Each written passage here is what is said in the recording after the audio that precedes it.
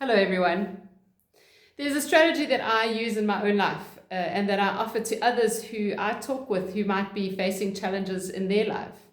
And it's the ideas around our circles of control. There might be some things that happen that are just completely out of our control. We can do all the right things, we can manage things in a particular way, but still, stuff happens. It is outside of our circle of control.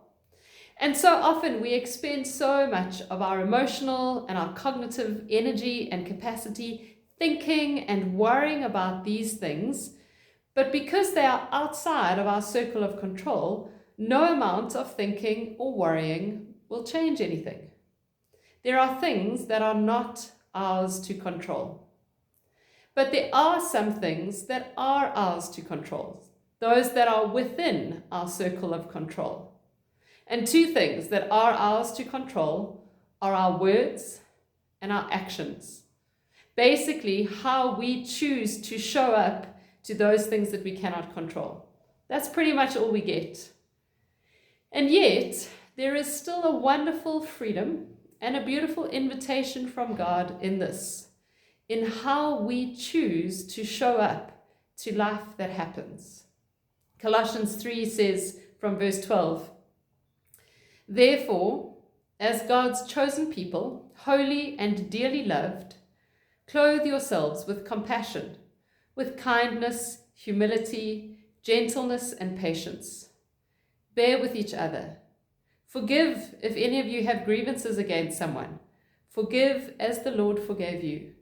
And over all these virtues, put on love, which binds them all together in perfect unity. Let the peace of Christ rule in your hearts, since as members of one body you were called to peace, and be thankful." Can I invite you then to notice with me those things that you cannot control, and then to notice those things that you can, and how you are showing up to the things that are beyond your control. Can I invite you to notice with me what this Colossians 3 passage might hold for us today about how we show up to life? And then a final invitation is to let God tell the story.